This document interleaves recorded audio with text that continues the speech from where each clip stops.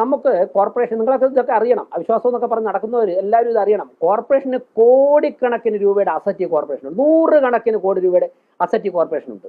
അതിൽ നിന്നും ലക്ഷക്കണക്കിന് രൂപ മാസം നമുക്ക് വരുമാനം വരെ ഉണ്ടായിട്ടുണ്ട്. ഈ കോർപ്പറേഷന് ഫണ്ടിന് വേണ്ടി അത്യാവശ്യ കാര്യങ്ങൾക്കൊന്നും ആരെയും ആശ്രയിക്കേണ്ട കാര്യമില്ല. അത്രത്തോളം അസറ്റ് ഉണ്ട് ഈ കോർപ്പറേഷന്. 2 കല്യാണ മണ്ഡപങ്ങൾ ഞങ്ങൾ ഈ ഭരണസമിതി മോചിപ്പിച്ചിട്ടുണ്ട്, കരാള ഹസ്തങ്ങളിൽ നിന്ന് മോചിപ്പിച്ചു. ഒന്ന് നാളത്തെ നമ്മുടെ കൗൺസിൽ റിപ്പോർട്ട് ചെയ്യും. സെക്രട്ടറിയോട് നിങ്ങളൊക്കെ കേൾക്കുന്നുണ്ടാവില്ല, കഴിഞ്ഞ ഒരു കല്യാണ മണ്ഡപത്തെ കുറിച്ച് വന്ന ഒരു ആരോപണം, അത് പഠിച്ച് റിപ്പോർട്ട് ചെയ്യാൻ സെക്രട്ടറിയോട് പറഞ്ഞു. സെക്രട്ടറി പഠിച്ച് കഴിഞ്ഞിട്ടുണ്ട്, അതിന്റെ ഫയൽ നാളെ ടേബിളിൽ വയ്ക്കും. കമലേശ്വരത്ത് കല്യാണ മണ്ഡപം അത് മോചിപ്പിച്ചു. അതോടൊപ്പം തന്നെ മുടവമ്മൂളിലൊരു കല്യാണ മണ്ഡപം, മുടവമ്മൂളൊക്കെ ആരാണ് കൈകാര്യം ചെയ്തതെന്ന് നിങ്ങൾക്ക് അറിയാം, വർഷങ്ങളായിട്ട് അവിടെ ഒരു കല്യാണ മണ്ഡപമുണ്ട്. ആ കല്യാണ മണ്ഡപം കരാറുകാരനും കോർപ്പറേഷനും തമ്മിലുള്ള എഗ്രിമെന്റ് അവസാനിച്ചിട്ട് വർഷങ്ങളായി. പക്ഷേ കരാറുകാരൻ നടത്തിക്കൊണ്ടിരിക്കുക, 1 രൂപ കോർപ്പറേഷൻ അടയ്ക്കുന്നില്ല.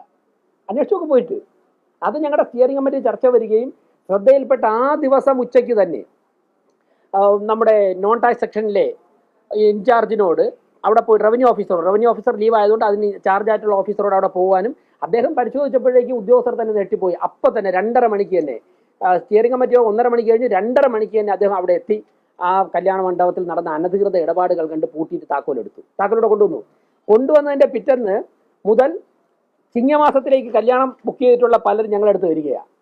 അല്ലെങ്കിൽ അടുത്ത മാസത്തേക്ക് കല്യാണം ബുക്ക് ചെയ്ത് ഞങ്ങൾ ഇത്ര രൂപ ഇന്ന വ്യക്തിക്ക് അടച്ചു. ആ വ്യക്തിയും കോർപ്പറേഷനായിട്ട് ഒരു കരാറും ഇല്ല, ഒരു രേഖയില്ല. ഒരു വ്യക്തി പൈസ വാങ്ങിച്ചിട്ട് നടത്തിക്കൊണ്ടിരിക്കുക, അഡ്വാൻസ് 3000 രൂപ കൊടുത്തു, ഇനി 16,000 രൂപ അടയ്ക്കണം, ഞങ്ങൾക്ക് താക്കോല്. അപ്പം ഞങ്ങൾ പറഞ്ഞു കല്യാണം മുടങ്ങണ്ട, ജീവിതത്തിലെ ഏറ്റവും വലിയൊരു ചടങ്ങാണ്, അത് മുടങ്ങാൻ പാടില്ല.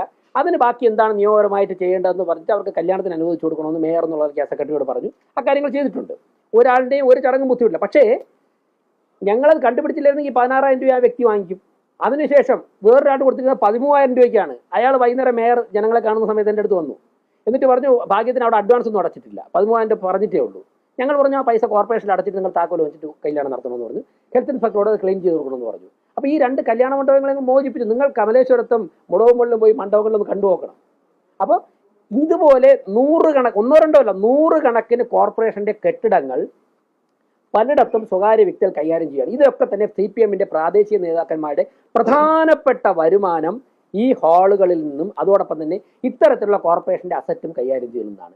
അതൊക്കെ തന്നെ ഒന്നൊന്നായി കണ്ടെടുത്ത് അതിന്റെ അടിവേറിറക്കുന്ന നടപടിയാണ് കഴിഞ്ഞ 6 മാസം കൊണ്ട് ഈ ഭരണസമിതി രാത്രിയും പകലുമായി ചെയ്തുകൊണ്ടിരിക്കുന്നത്.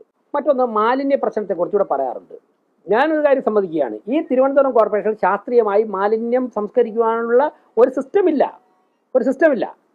നിലവിലുള്ള ഒരു സിസ്റ്റമുണ്ട്. ആ സിസ്റ്റത്തിൽ ഞങ്ങൾക്കും ആ സിസ്റ്റത്തിനോട് പല വ്യത്യസ്ത അഭിപ്രായമുണ്ട്. പക്ഷേ പുതിയൊരു സിസ്റ്റം വരുന്നതുവരെ നിലവിലുള്ള സിസ്റ്റം മെയിൻറ്റെയിൻ ചെയ്ത്